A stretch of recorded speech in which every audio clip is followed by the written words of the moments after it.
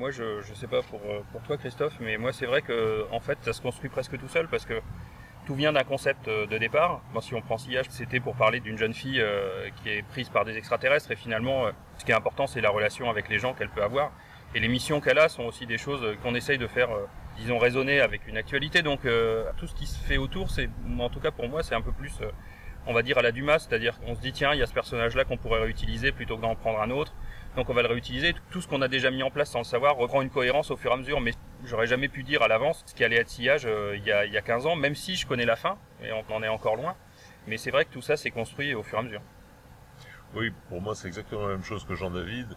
Je partais sur Ithac avec une envie de faire une série sur la manipulation, donc je suis parti des personnages, et je pars toujours des personnages en eux-mêmes, de la psychologie. J'aime bien avoir plusieurs personnages pour avoir des interactions, parce que je mets beaucoup de scènes de comédie, et partant de là, l'univers commence à exister, et au fur et à mesure des besoins, on invente des pièces, on les rapporte, il faut que ce soit cohérent, mais il n'y a pas une volonté de commencer à créer complètement l'univers.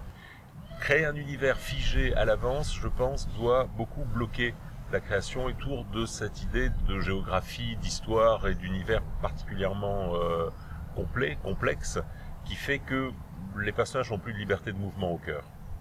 Mais je comprends aussi ça en tant que scénariste parce que finalement c'est aussi une manière de se rassurer, de penser qu'on tient tout, alors que à un moment le plaisir aussi c'est de se faire confiance et de se dire bon là je prends un petit risque et je verrai bien comment je me rattrape et ça c'est aussi rigolo, c'est-à-dire qu'il y a un moment faut oser aussi se dire que de toute façon si on a réussi à inventer le début de l'histoire on arrivera bien à inventer la fin, donc on peut aussi se tendre à soi-même des propres pièges, au moins c'est stimulant.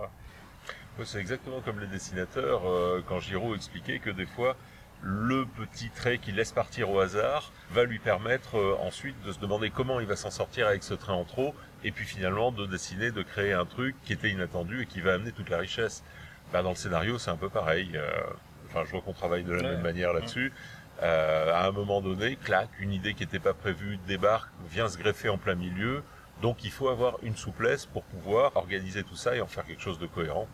Parce que par contre, ce qui est important, c'est de ne pas oublier la cohérence de l'univers. C'est-à-dire qu'on ne doit pas, d'un coup, sortir quelque chose qui a l'air parachuté, construit artificiellement, sorti d'un chapeau. On doit donner l'impression que tout était pensé à l'avance. C'est ça qui est drôle.